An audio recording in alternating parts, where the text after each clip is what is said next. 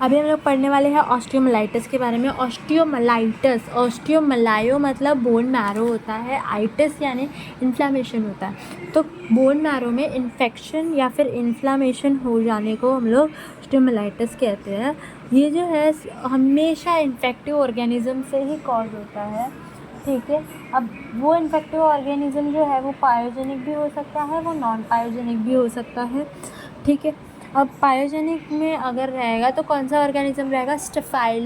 Staphylococcus aureus रहेगा। और अगर नॉन पायोजेनिक है तो माइकोबैक्टीरियम ट्यूबरकुलोसिस होगा, ठीक है। अब बात करते हैं पायोजेनिक ऑस्टियोमलाइटिस की।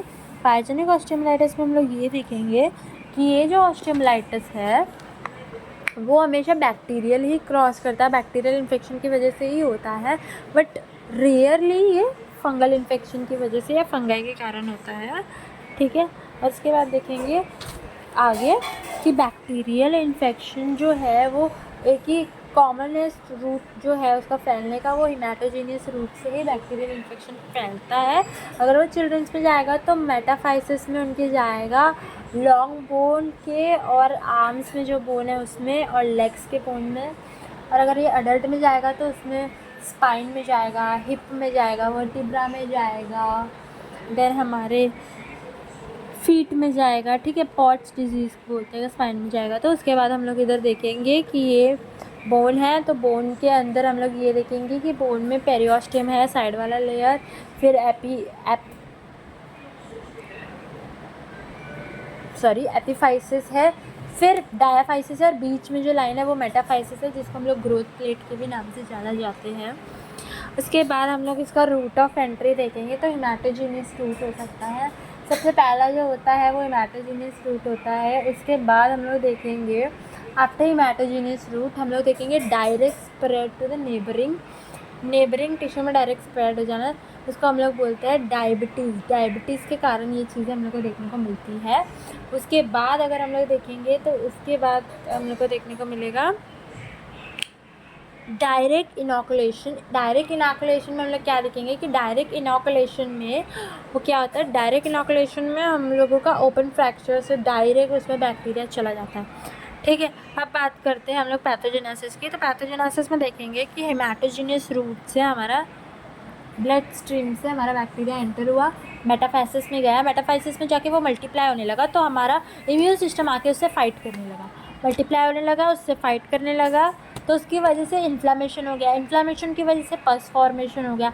अब पस फॉर्मेशन होने के बाद क्या होता है, पस जो है वो स्प्रेड होता है।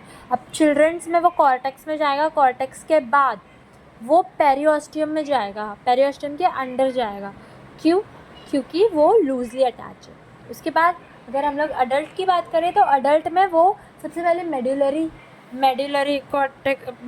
कैविटी में जाएगा, उसके बाद अंदर पेरियोस्टियम में जाएगा, उसके बाद पेरियोस्टियम लिफ्ट होगा, फिर उसके बाद पेरियोस्टियम लिफ्ट के बाद हम लोगों को पेरियोस्टियम रिएक्शन देखने को मिलेगा, और ये ऐसे ही चलता रहा कंटिन्यूसली। तो पस जो है वो हमारे कॉर्टेक्स के अंदर या फिर बाहर जो है वो एक्यूमुलेशन होना शुरू हो जाएगा, जिसकी वजह से आगे जाके डेथ के भी चांसेस हो सकते हैं।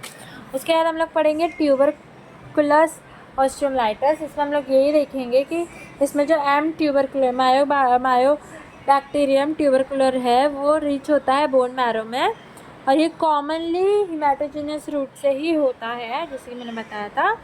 और ये जो डिजीज़ है वो एडोलेसेंट्स में और यंग अडल्ट्स में बहुत ज़्यादा देखने को मिलता है, और मोर फ्रिक्वेंटली ये स्पाइन को और एक्सट्रीमिटी के बोन को ज़्यादा इन्वॉल्व करता है। मॉर्फोलॉजिकल फीचर्स में हम लोग ये देखेंगे कि हम लोगों को बोन लीजन दिखाई देगा, जिसके अंदर हम लोगों को कैशिएटिंग नेक्रोसिस दिखाई देगा सेंटर में, उसके सराउंडिंग में हम लोग को ग्रैन्युलर टिश्यू फॉर्मेशन दिखाई देगा। उसके बाद नेक्रोटिक बोन पूरा नेक्रोटिक हो जाएगा, तो नेक्रोटिक बोन टाइप दिखाई देगा।